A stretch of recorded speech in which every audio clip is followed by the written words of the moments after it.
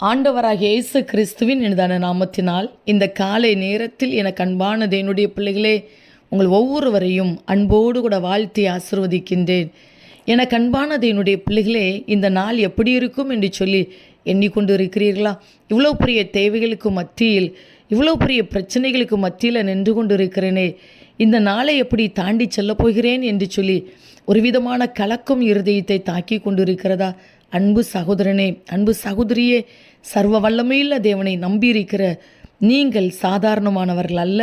காரணம், வேதத்தில் நாம் தெளிவாய் பார்க்கின்றோம், கர்த்தர் உங்கள் முன்னே போவார் என்று சொல்லி. எந்தெந்த காரியத்திற்காக இந்த நாளில் நீங்கள் கடந்து போகிறீர்களோ, கர்த்தர் உங்கள் முன்னே போவார். நிச்சயமாய் சூழ்நிலைகளை அனுகூலமாய் மாற்றி தருவார். ஆசீர்வாதத்தை காணப்போகிறீர்கள். தகப்பனே, இந்த காலை நேரத்தில் உம்முடைய பிள்ளைகள் ஒவ்வொருவரையும் மனதார ஆசிர்வதித்து ஜெபிக்கிறேன் அப்பா. உம்முடைய விலையேறவற்ற உன்னதமான அன்புக்காக ஸ்தோத்திரம் ஐயா.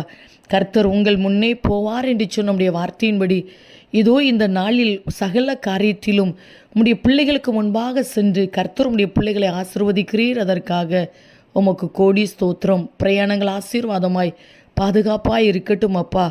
சரீரத்தில் நல்ல ஆரோக்கியத்தோடு கூட உம்முடைய பிள்ளைகள் இருக்கட்டும். பயங்கள் மாறட்டும், காரணம் இல்லாத மன அழுத்தங்கள் மாறட்டும், மன சோர்வுகள் மாறட்டும், குழப்பங்கள் மாறி போகட்டும் ஐயா. தேவைகளை சந்தித்து நடத்துவீராக.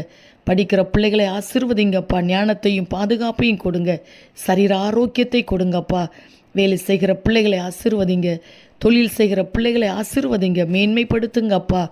நீர் முன்பாக கடந்து சென்று உம்முடைய பிள்ளைகளை கனப்படுத்துவீராக. மன நிறைவோடு இவர்களை ஆசீர்வதித்து ஜெபிக்கிறேன். நீர் அப்படியே இந்த நாளை உம்முடைய பிள்ளைகளுக்கு ஆசீர்வாதமாய் மாற்றி கொடுக்கிறீர். அதற்காக உமக்கு கோடி ஸ்தோத்திரம். இயேசு கிறிஸ்துவின் நாமத்தில் ஜெபிக்கிறோம் ஜீவனுள்ள நல்ல பிதாவே. ஆமேன், ஆமேன். அன்பு தேவ பிள்ளைகளே, கர்த்தர் உங்கள் முன்னே போவார். தைரியமாயிருங்க, அற்புதத்தை பார்ப்பீர்கள். ஆமேன்.